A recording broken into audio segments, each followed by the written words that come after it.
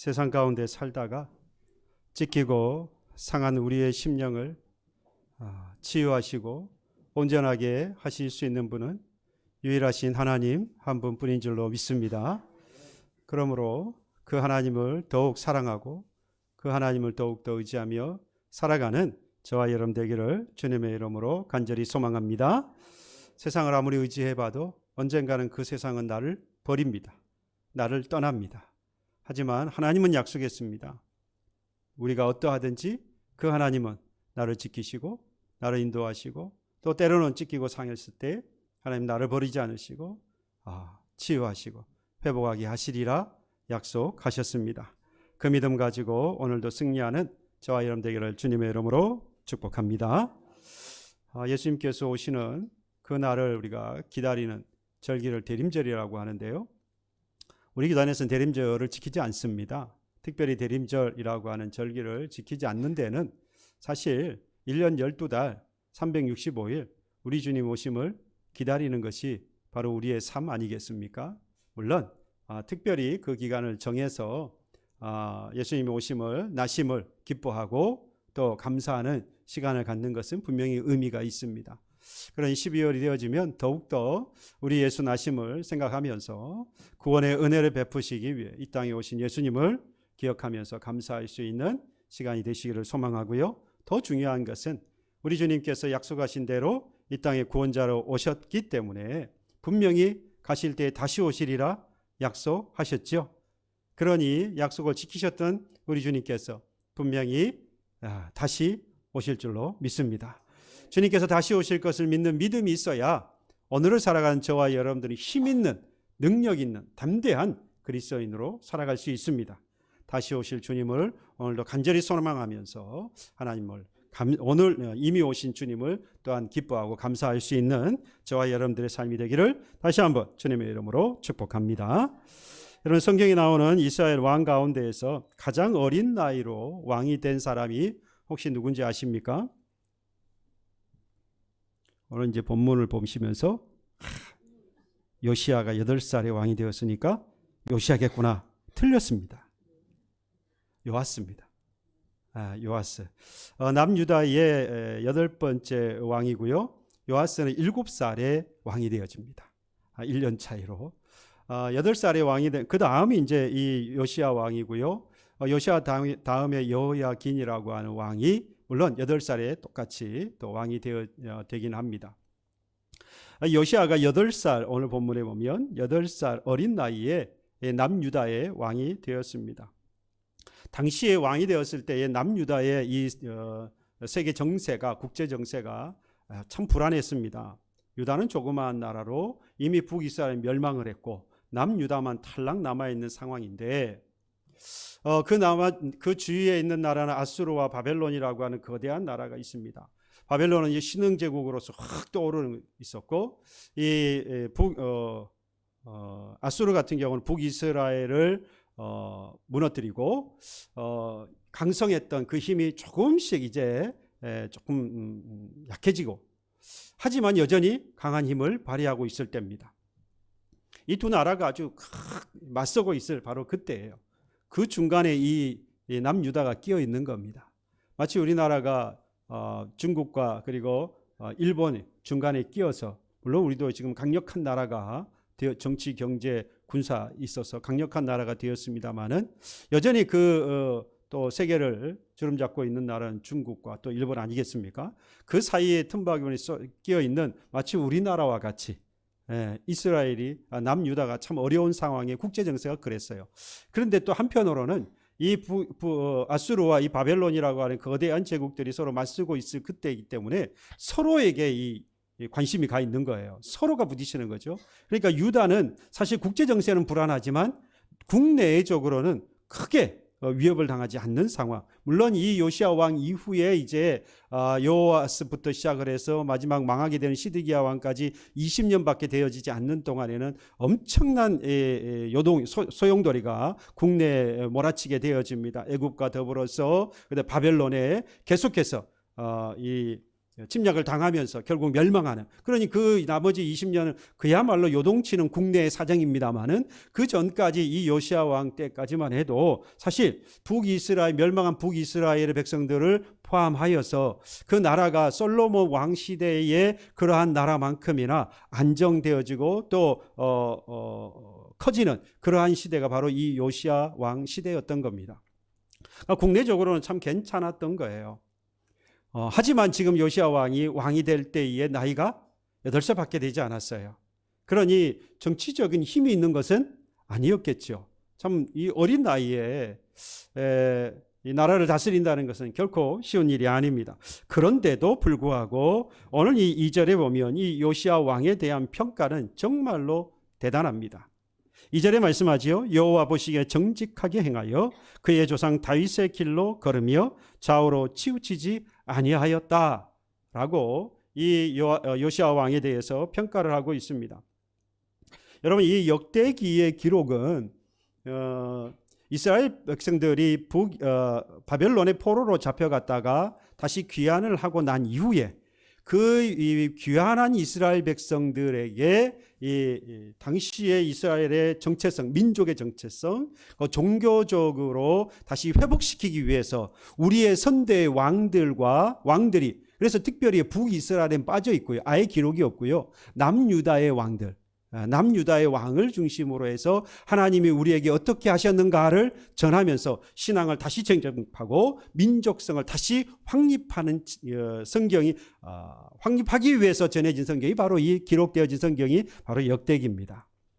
그러니까 지금 요시야 왕에 대한 이 평가는 요시야 왕의 했던 그 사적들을 다 들춰보면서 마지막 평가한 내용이에요. 요시야 왕이 어떤 왕이었느냐라고 말한다면 오늘 이 2절의 말씀을 하면 그러한 왕이었다라고 결론을 내릴 수 있는 겁니다. 어떤 왕이었습니까? 여호와 보시기에 정직히 행하던 왕이었다. 다윗의 길로 행하였던, 따라갔던, 걸어갔던 왕이었다. 좌우로 치우치지 아니하는 왕이었다.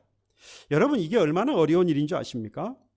먼저 여호와 보시기에 정직히 행했다라고 하는 말은요, 이 말을 들었던 이 남유다, 북이스라엘 아예 없고 남유다의 왕 가운데에서 여호와 보시기에 정직히 행하였다라는 말을 들은 것은 이 요시야 왕을 포함해서 총 4왕밖에 없습니다. 아사 왕과 히스기야 왕과 여호사밧, 그리고 이 요시야 왕까지 해서 4명의 왕밖에 없어요. 여호와 보시기에 정직히 행했다. 정말로 어려운 일이라는 거죠. 이 여호와 보시기에 정직히 행했다라고 하는 이 정직이라는 말은 거짓말하지 않는 왕이었다라는 의미가 아니에요. 이제 이후에도 설명을 다시 한번 해드리겠습니다만은 단순하게 거짓말을 하지 않는 그러한 정직을 이야기하지 않는다는 거예요. 왕들을 평가할 때에 이 북이스라엘과 남유다를 평가할 때 사실 평가의 기준이 다릅니다. 이 북이스라엘 같은 경우는 북이스라엘의 건립한 왕이, 초대 왕이 이 여로보암이잖아요. 그래서 이 여로보암이 이 북이스라엘 왕들을 평가하는 기준이 되어져요. 남유다 같은 경우는 다윗, 오늘 이 요시야 왕을 말하고 있는 것처럼 다윗의 길을, 그의 조상 다윗의 길을 걸어갔다라고 하잖아요. 그러니까 다윗이 남유다의 기준이 되어집니다. 자, 북이스라엘 왕이었던 이 여로보암이 어떠했길래 이 북이스라엘의 여로보암 왕이 이 신앙의 기준, 그러니까 여로보암은 이미 악한 왕이었고요. 여로보암이 길을 갔다라고 하면 선한 왕이 아니라 악한 왕이었다라는 겁니다. 여로보암이 처음 이 왕이 되었을 때에, 되고 난 이후에 여로보암이 행한 죄를 따라 행하였다라고 했을 때에 이 3대 악이 있어요. 그가 범한 3대 크게 악이, 죄가 있는데, 첫 번째는 베델과 그리고 단과 베델에 금송아지를 만들고 제단을 쌓아서 거기에 제사를 드리도록 했습니다. 북이스라엘과 10개의 지파를 통합하여서 북쪽 이스라엘, 남쪽 유다를 제외하고 10개의 지파를 다스리게 된 이 여로보암 입장에서는 사실 남쪽에 있었던 예루살렘에 그 백성들이 가서 제사를 드리는 거예요. 그러니까 북쪽 이스라엘 다스리는 여로보암 입장에서 본다면 계속해서 남쪽에 내려가서 제사를 지낸다는 것은 불편한 일이죠. 그래서 제단을 만든 겁니다. 심지어 금송아지를 만들었어요. 가장 북쪽에 있는 단과 가장 남쪽의 베델에다가 각각 제단을 만들고 금송아지를 만들어서 이가 바로 여호와 하나님이다 라고 하면서 거기에 제사를 지르게 한 겁니다. 뿐만 아니라 레위 지파 가운데에서 제사장이 될 수 있어요. 그런데 레위 지파 가운데 제사장을 뽑지 않고 누구라도 원하는 사람이 있으면 제사장을 세우는 겁니다. 그러니까 우리 집에 제사장도 있을 수 있고요. 우리 마을에 제사장이 있을 수 있고 원하면 누구라도 다 제사장이 되는 겁니다. 뿐만 아니라 하나님 앞에 지키는 절기도 특별히 초막절 같은 경우 7월 15일에 절기를 지키게 되어 있는데 8월 15일로 날짜를 바꿔버려요. 그러니까 절기를 지키러 가려고 하다 보니까 7월 15일이 아니라 여기서 8월 15일 날 지키라고 하거든요. 그러니 남유다로 내려가지 못하게 되어지는 겁니다. 우리가 생각할 때 남북이 나뉘어졌다 그러니까 우리처럼 북한과 남한 철조망을 쳐놓고 있다고 생각하시는 그런 건 아니에요. 얼마든지 자유롭게 왕래를 할 수 있었던 시대입니다. 그러니까 1년에 3번 유다 백성들은, 이 이스라엘 백성들은 절기를 지켜서 1년에 3번 예루살렘으로 와서 제사를 지내야 돼요. 그런데 절기가 되어서 제사를 지내려고 오면 누가 가장 불편하겠습니까? 당시에 이 북이스라엘 왕이었던 여로보암이 가장 힘든 거예요. 왜냐? 그는 적통이 아닙니다. 솔로몬 때의 신복이었는데 그 신복이었던 이 여로보암이 북쪽에 있는 10개의 지파를 통솔하여서 왕이 되었을 뿐 진짜 왕은 남유다에 있었던 솔로몬의 아들 르호보암이 적자인 거죠. 그러니까 적자도 아니었던 이 여로보암 입장에서는 이 백성들이 자꾸만 남유다로 왔다 갔다 하는 것이 불편할 수밖에 없어요. 언제 이 사람들이 남유다의 다 남유다의 르호보암을 섬기는 백성으로 빠질지 모르는 겁니다. 두려운 거죠. 두려운 마음에 이 남유다로 가지 못하도록 제단도 만들어서 여기서 제단을 지내라. 제사장이 되고 싶으면 제사장을 구할 필요 없이 너희들이 원하면 제사장이 되어라. 절기도 그날 지킬 필요 없이 내가 정한 이날에 지키면 된다. 뭐하고 끊어버립니까? 남유다와 관계를 끊고 더 나아가서는 하나님과의 관계를 끊어버리는 것이죠. 그게 바로 여로보암이 지었던 죄라고 하는 것입니다. 그런데 이 북이스라엘 백성들은요, 이 북이스라엘 왕들은요, 바로 이 여로보암의 길을 다 따라갔어요. 어느 한 왕도 예외 없이 북이스라엘 여로보암 이후의 모든 왕들은 다 이 여로보암의 길로 따라갔던 겁니다. 이에 반하여서 남유다의 왕들의 평가의 기준은 다윗입니다. 다윗의 신앙을 따랐느냐, 따르지 않았느냐에 따라서 그의 왕의 평가가 달라지는 것이죠. 다윗의 신앙은 그러면 어떤 신앙이었느냐? 사도행전 13장에 보면 하나님께서 사울을 패하시고 그리고 이 다윗에 대해서 말씀하시기를 이렇게 말합니다. 내가 이새의 아들 다윗을 만나니 내 마음에 맞는 사람이라. 내 뜻을 다 이루리라. 하나님의 뜻을 다윗을 통해서 다 이루겠다라고 말씀하셨는데 그 이유가 뭡니까? 다윗이 내 마음에 맞는 사람이었다는 거예요.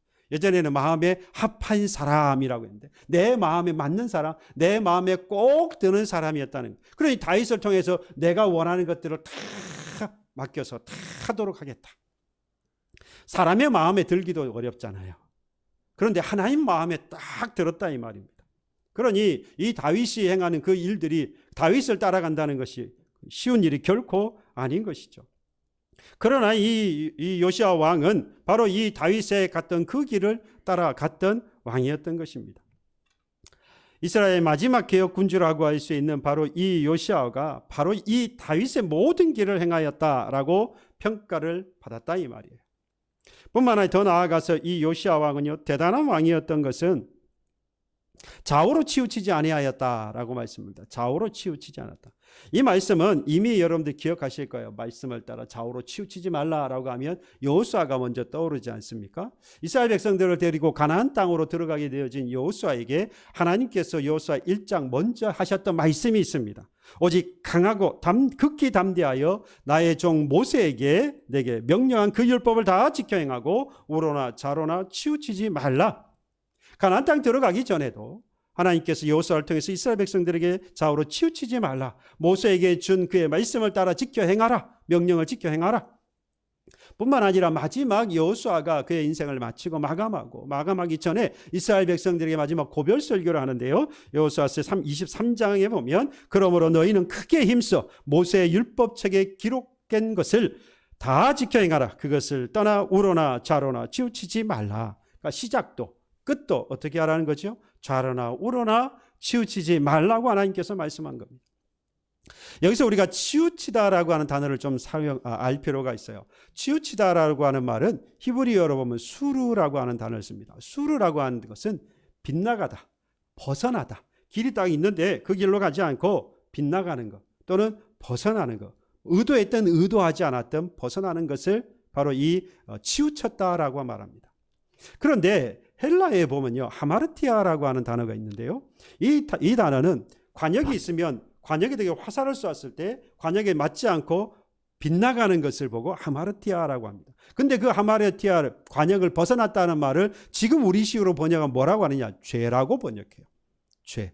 그러니까 지금 요시야 왕은 뭐 했다는 이야기입니까? 좌우로 치우치지 아니하였다는 말은 빗나가지 않았다, 벗어나지 않았다, 곧 뭐하지 않았다?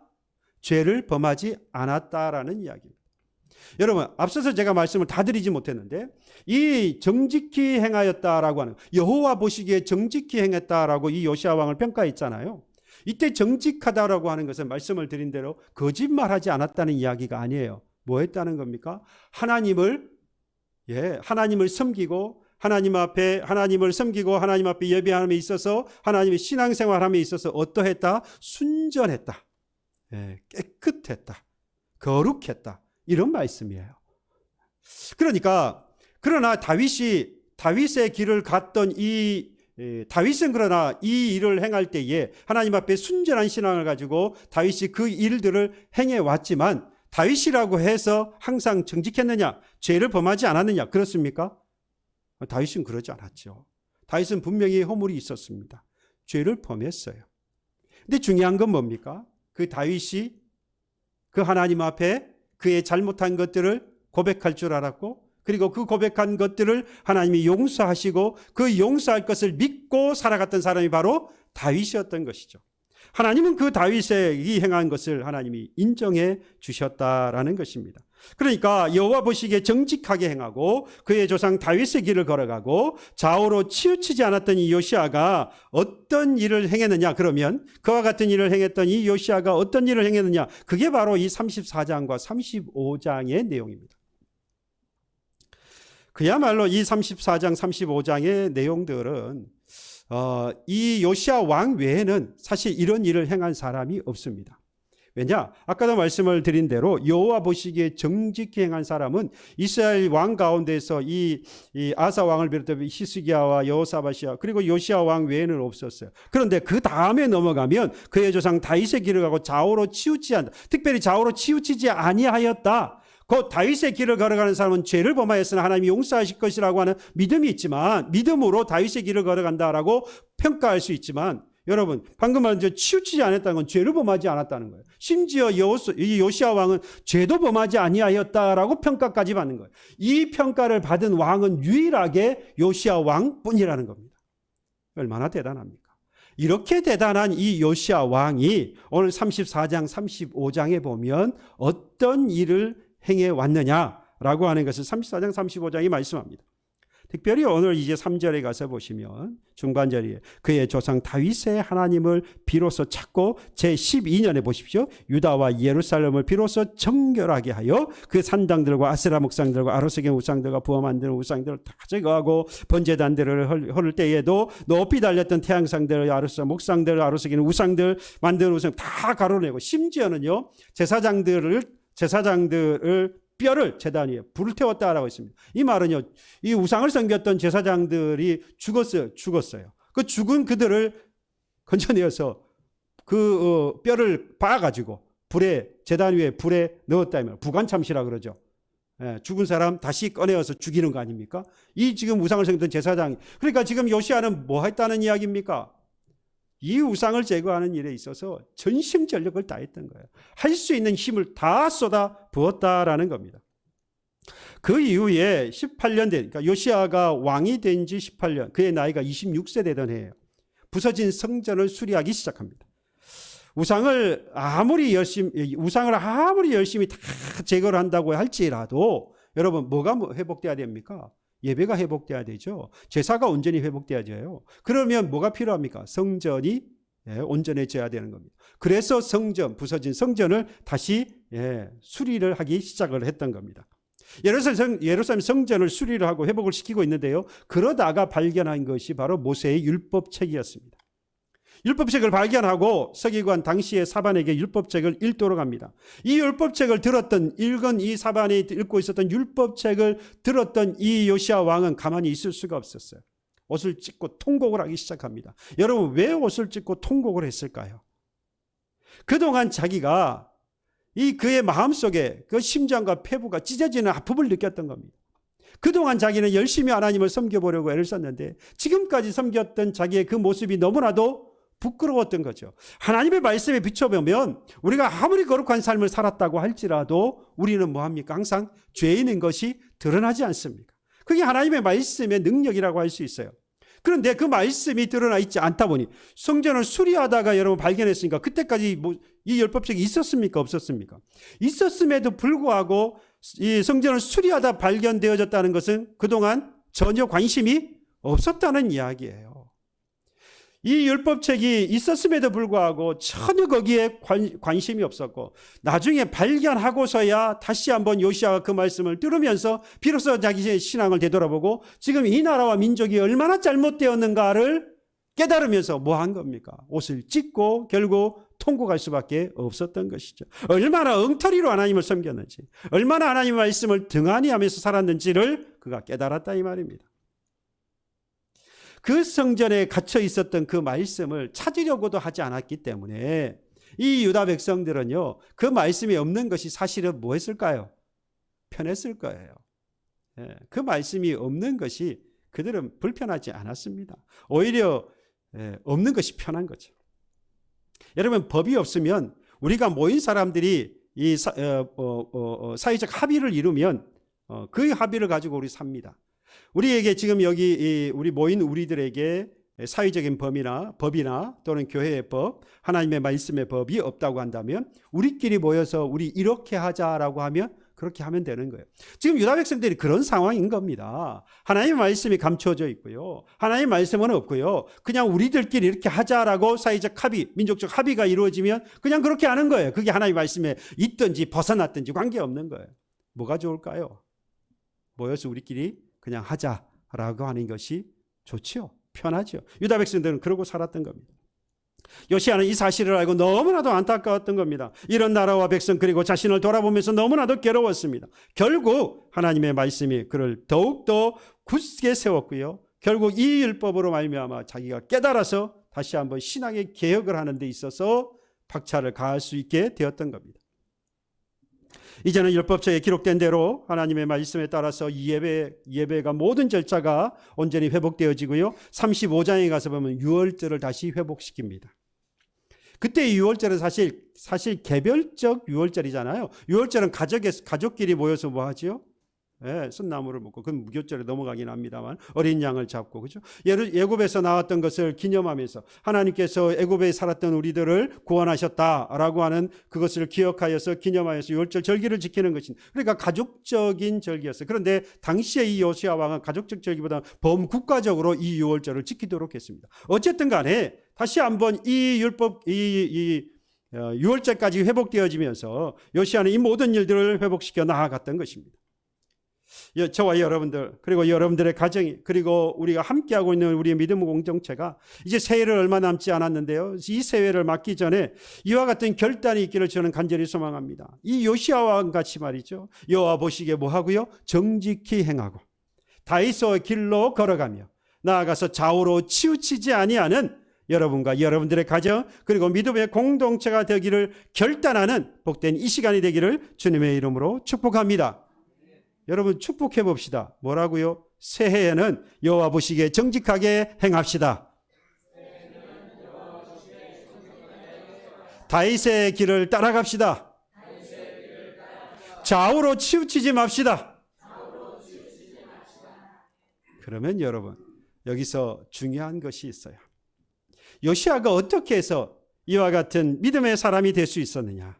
지금 말씀을 드린 대로 여호와 보시기에 정직하게 행하고 다윗의 길을 따라가고 좌우로 치우치지 않으하는 죄를 범하지 아니하는 자리에까지 갈 수 있었던 이유가 어디에 있었겠느냐라는 거죠. 우리가 새해를 맞았을 때 이러하기를 우리의 가정이 그리고 믿음의 공동체가 이렇게 되기를 소망한다면 어떻게 해서 그렇게 할 수 있었는가를 우리가 알아야 되잖아요.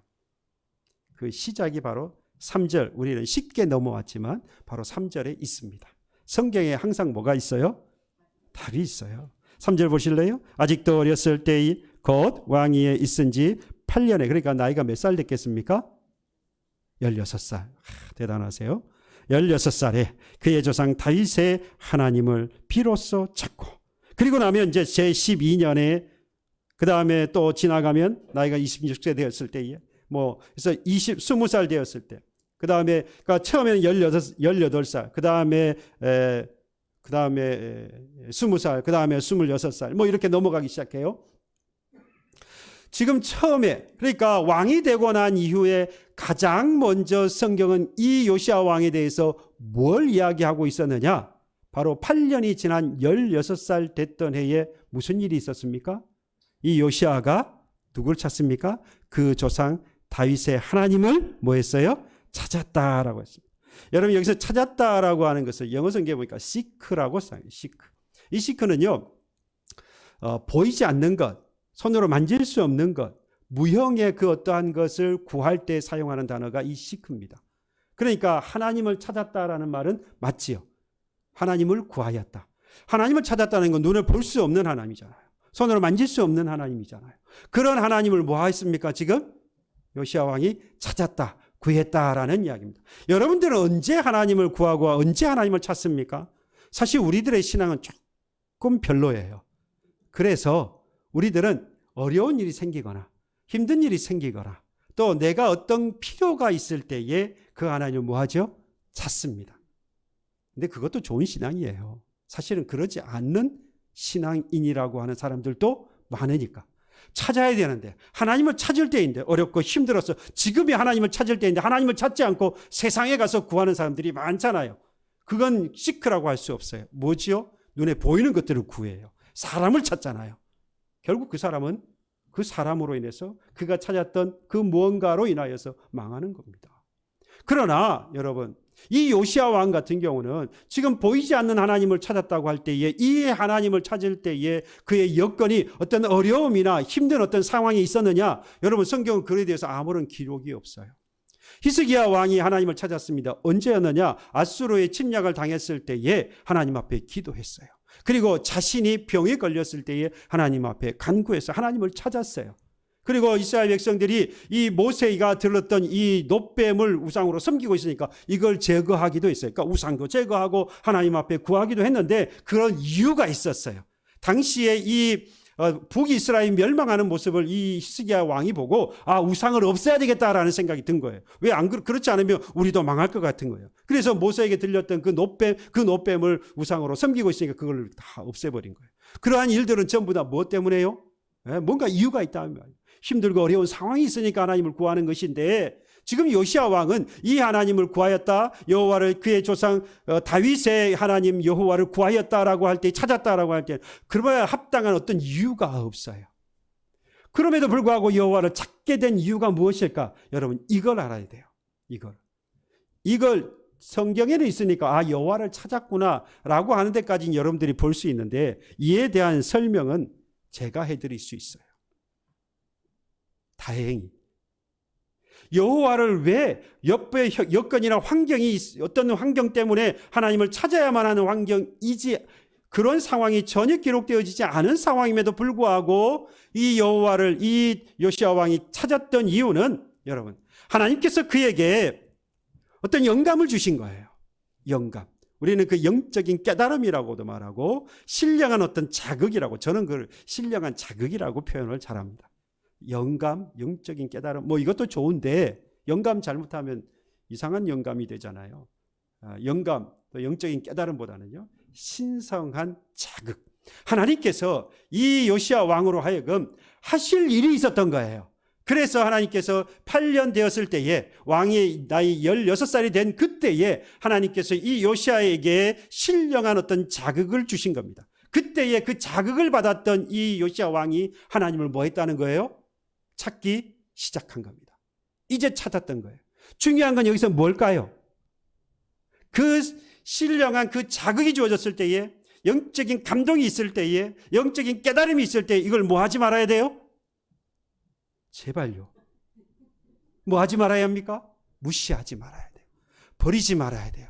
요시야 왕은요, 누구에게나, 여러분, 요시야 왕에게만 이런 깨달음을 주는 게 아니에요. 이런 신령한 이 신령한 이 자극은, 이 영감은 이 요시야와 같은 사람, 뭐 목사나 장로나 어떤 위치에 있는 사람, 기도원에서 기도 많이 하는 사람, 뭐 이런 사람들에게만 주는 게 아니에요. 예수 믿는 모든 사람들은, 하나님의 백성으로 보는 사람들이라고 한다면 하나님의 말씀과 기도를 통해서 그 깨달음을 분명히 주십니다. 영적인 깨달음, 영감 또는 신령한 자극을 하나님께서 주십니다. 중요한 건 뭡니까? 그걸 깨닫고 뭐 하는 거예요? 붙잡는 거예요. 무시하지 않는 겁니다. 여러분, 그걸 깨닫고 보니까 이 요시야가 뭐 하기 시작했어요? 하나님을 찾기 그때부터 시작했다라는, 어떤 이유가 있었던 게 아니에요. 하나님이 우리들 신앙생활할 때 말씀과 기도를 통해서 그런 영적인 자극을 줄 때에는요, 반드시, 지금은 몰라요. 왜 하나님께서 이런 걸 주셨는지 나는 잘 모르겠어. 예, 지금은 알 수가 없어. 중요한 건 뭡니까? 그때 하나님께서 지금 이때 그러한 이 영적인 또는 이 신령한 어떤 이 자극을 주셨을 때에 하나님께서 무언가 뭐 할 수 있다? 하실 일이 나를 통해서 있다. 여러분, 그래서 요시야 왕을 통해서 그 다음 한 4년인가 준비를 하고 그 다음 이제 26세가 되었을 때 계속해서 무슨 일을 해갑니까? 우상들을 다 우상을 섬기던 제사장들까지 전부 죽이고 그의 뼈까지 거두어대서 뿌려서 모든 이 우상들과 그의 그를 따랐던 모든 사람들까지 다 제거해버리라.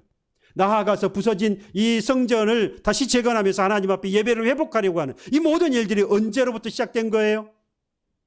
네, 바로 이 영적인 이 각성을 통해서 하나님을 깨닫는 바로 그때부터.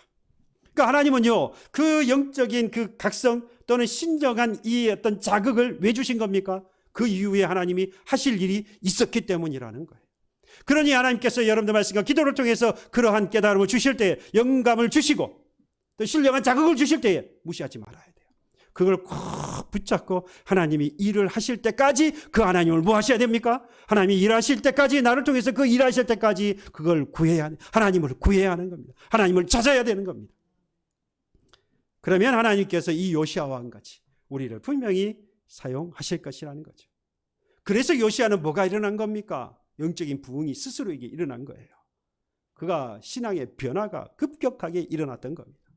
처음부터 그런 왕이 아니었을까? 어린 왕이 뭘 알았겠어요. 그렇죠? 물론 말씀을 배우기도 했을 수도 있습니다. 선지자를 통해서 말씀을 배우기도 하고 뭐 그런 시간이 있었겠지만, 중요한 것은 결국 하나님께서 그 자극을 주셨을 때 그것을 꽉 붙잡았던, 그로부터 시작해서 그의 삶은 또는 그의 신앙은 완전히 변화가 일어나기 시작했다라는 겁니다. 여러분, 저와 여러분들은 어떻습니까? 여러분들의 가정은 또 우리 믿음의 공동체는 어떻습니까? 작년과 전혀 다르지 않은 이 신앙이, 여러분, 오늘 이 내가 변화되어져야, 그래서 오늘 이 변화를 통해서 새해, 새로운 소망을 가지고 우리는 새해를 맞이할 수 있는 것입니다.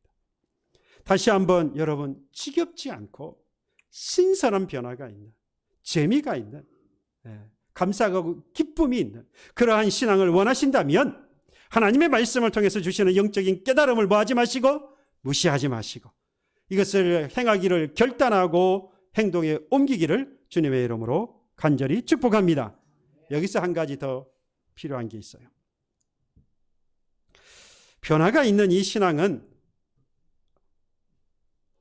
이 변화된 나를 통하여서 나로 끝나버리면, 그러니까 나를 통해서 이 변화가 일어나게 된 것은 단순히 나 한 사람으로 하나님께서 신앙의 변화를 이룬 것으로 그치라고 하신 일이 아니라는 겁니다. 변화가 있는 신앙이라고 하는 것은요, 이렇게 변한 나로부터 시작을 해서 오늘 본문의 제목으로 삼았던 것처럼 우리로 뭐가 돼요? 완성이 되어지는 것입니다. 4절 이후부터 시작해서 놀랍고 급격하게 신앙의 개혁은 일어났던 이 신앙의 개혁은요, 요시야 왕 한 사람의 변화로 이루어진 일이 아니라는 겁니다. 요시야와 더불어서 그의 백성들, 성경에서는 4절에 뭐라고 표현했죠? 무리라고 표현했어요. 이 무리와 함께, 곧 백성들과 함께 이룬 바로 합작품이 신앙 개혁이었습니다. 우리는 너무나도 쉽게 요시야 왕의 신앙 개혁 이렇게 이야기하는데, 사실은 정확하게 말하면 요시야 왕으로부터 시작되어진 신앙의 개혁이 무리와 함께 하나님의 백성들인 이스라엘 백성들과 함께 완성된 신앙 개혁이라고 표현하는 것이 옳습니다. 4절에 이렇게 말하죠. 무리가 왕 앞에서 바알 제단을 헐었으며, 그렇죠? 왕이 또 그 제단 위에서 높이 달린 태양신들을 찍고 이러이러하죠. 우상들을 다 제거했다, 제사장들을 다 죽였다, 뭐 이런 기록이 계속해서 나옵니다. 무리들도 그 일을 행하고요. 뿐만 아니라 이 성전을 보수할 때 이 백성들이 가서 성전을 보수합니다. 그리고 당시의 여선지자였던 훌다를 통하여서 이 남유다가 멸망할 것이라고 하는 이야기를 들었을 때에 이 요시야 왕이 이 모든 장로들, 성경에 모든 장로라 그랬어요. 모든 장로들과 그리고 그를 따랐던 모든 유다 모든 사람들, 그리고 예루살렘에 살았던 사람들, 제사장들, 레위 사람들, 또 모든 백성 노쇼를 막론하고 모두 다 나왔어요. 모두 다 나와서 이 30절 이하에 보면 뭐라고 말하느냐? 마음을 다하고 목숨을 다하여 여호와를 순종하고 그의 계명과 법도와 율례를 지키기로 언약하고 백성들은 최소한 요시야가 사는 날 동안에는 그 하나님 앞에 복종했다라고 말합니다. 요시야 한 사람으로 모든 게 끝난 게 아니에요. 요시야는 그 무리들과 모든 것들을 다 함께 이루어가고 있었다라는 겁니다. 요시야가 여러분 아무리 대단한 사람이라고 할지라도 오늘 2절에 말씀하고 있는 것처럼 여호와 보시기에 정직하게 행하고 그의 조상 다윗의 길을 걸어갔고 또한 좌우로 치우치지 아니하는 정말 대단한 신앙인이었다고 할지라도, 위대한 사람이었다고 할지라도 여러분 그 한 사람으로 그치면 그건 온전한 변화라고 말할 수 없다라는 것입니다. 한 사람의 신앙으로 마치는 것을 원하는 하나님이 아니십니다. 백성이 함께하지 않았다면 이 신앙의 변화는 요시야 한 사람으로 끝나버리는 거예요. 그러면 그 변화 신앙의 개혁은 온전하다라고 완성되었다라고 말할 수 없는 거예요. 사도행전 2장과 4장에 보면 여러분 사도행전 2장과 4장에 보면 유무상통의 의미가 잘 나옵니다. 유무상통이라는 거 있든 없든 있는 것이든 없는 것이든 서로 나누는 것을 유무상통이라고 말하죠. 그래서 우리는 물질, 돈, 우리가 가지고 있는 그 어떤 것들을 서로 같이 나누는 것을 보고 우리 유무상통이라고 말하는데 오늘 이 사도행전 2장과 사도행전 4장에 보면 그것뿐만 아니라 좀 더 근본적으로 유무상통한 것이 무엇인지 정확하게 말씀합니다. 사도행전 2장 42절 47절에 보면 사도의 가르침을 받아 서로 교제하고 떡을 떼고 기도하고 기사와 표적이 나타나고 물건을 서로 통용하고 재산과 소유를 팔아서 각각 사람의 필요에 따라 나눴다. 그러니까 어려운 사람들 함께 나누어 썼다라고 말하는 얼마나 귀한 일입니까? 성령이 임함으로 이런 놀라운 변화의 역사가 나타나는 겁니다. 떡을 떼고 교제를 나누고 기도하고 기적과 기사가 나타나고 표적이 나타나고 내 물건을 함께 어려운 사람들을 위해서 팔아서 나누고. 그런데 여러분 이런 일을 아무리 한다고 할지라도 뭐가 깨어지면요? 마음을 같이 하지 않아요. 그래서 그 다음에 뭐라고 말하냐? 날마다 마음을 같이 하여 성전에 모이기를 힘썼다. 떡을 떼고 기쁨과 순전한 마음으로 음식을 먹고 찬미하며 심지어 백성들에게 칭송을 받았다라고 말하는데 가장 핵심이 되는 유무상통은 뭐냐? 마음을 같이 나누는 거예요. 사장에서도요 베드로와 제자들이요 이 공회에 붙잡혀 갔다가 다시 풀려나서 복음을 담대하게 전하는 장면이 나옵니다. 그리고 난 다음에 다시 그 믿는 무리와 함께하게 되었을 때에 4장 32절에 이렇게 말합니다. 믿는 무리가 한 마음과 한 뜻이 되어서 모든 물건을 서로 통용하고 자기의 재물을 조금이라도 자기 것으로 하는 이가 하나도 없었다. 유무상통했어요. 물건들을 모두 함께 나누었어요. 그러나 중요한 건 뭐였습니까? 한 마음과 한 뜻. 여러분 한 마음과 한 뜻이 중요한 이유가 뭐냐? 이렇게 대단했던 이 초대교회와 예루살렘 교회였지만 여전히 시험과 유혹, 환난은 있었어요. 아나니아 삽비라 사건을 통해서 교회가 흔들렸어요. 누구도 그 재산을 팔아서 가져오라고 말한 사람이 없는데 반을 팔아놓고 다 팔고 반은 숨겨놓고 반 가지고 와서 이게 전부입니다라고 했다고 이 남편과 아내 이 부부가 한날에 죽지 않습니까? 교회에 큰 시험이 되었을 거예요. 뿐만 아니라 어디 그뿐이었습니까? 헬라파 과부들이 구제에서 빠지니까 이 헬라파 사람들이 히브리파 사람들을 이 원망하고 불평을 했어요. 여러분 시험과 환난은요 지금과 같이 이런 막 이 떡을 떼고 교제하고 서로 함께 모여서 기도하고 기적과 표적이 나타나고 이러한 것들을 통하여서 다 이루어지는 게 아니에요. 반드시 시험과 환난이 있기 때문에 흔들리고 깨어질 수 있어요. 그래서 뭐가 필요하다는 겁니까? 이걸 이길 수 있는 것은 마음을 같이 하는 거예요. 마음과 뜻을 함께 같이 나누는 거예요. 이게 진정한 유무상통인 거죠. 초대교회는 이런 역사가 있었던 겁니다. 그래서 성공할 수 있었던 것처럼 요시아도 요시아 한 사람으로 되는 게 아니에요. 마음을 같이하여서 무리들과 백성들과 함께 개혁을 이루었을 때 온전한 신앙의 변화가 완성되어질 수 있었다라는 것입니다. 사랑하는 교우 여러분, 새해가 다가옵니다. 결단하고 행동할 시간이 다가오고 있습니다. 아니, 바로 오늘이 행동하고 결단하고 행동할 시간입니다. 변하지 않은 지겨운 이전의 우리의 신앙, 나의 이 신앙을 새롭게 변하는 신앙이 되도록 결단하고 행동하시기를 주님의 이름으로 축복합니다. 내가 먼저 그러기 위해서는 하나님의 말씀 앞에 철저하게 회개하고 새롭게 변화하는 새해를 준비해 나아가야 할 것입니다.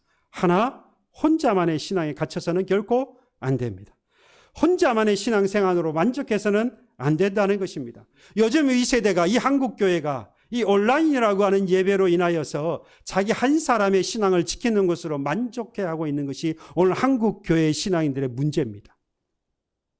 나 한 사람의 신앙을 지키는 것으로 괜찮다, 되었다라고 생각한다는 것이죠. 하나님께서 믿음의 공동체, 가정과 믿음의 공동체를 세우셔서 서로에게 변화되는 신앙을 완성하도록 자기 한 사람, 나 한 사람 변화를 통해서 모두가 함께하여서 신앙의 변화에 완성시키기를 원하셔서 공동체를 세우셨는데 나 한 사람의 신앙을 지키는 것으로 만족하고 있다고 하는 것은 하나님의 뜻을 분명히 뭐하고 있는 겁니까? 어기고 있는 거예요. 다시 한번 날마다 마음과 뜻을 같이하여서 변화하여 그래서 새롭게 변화하는 신앙을 가정과 저와 여러분들 가정과 믿음의 공동체까지 그래서 함께 이루어갈 수 있기를 주님의 이름으로 축복합니다. 찬양하겠습니다. 찬송가입니다. 502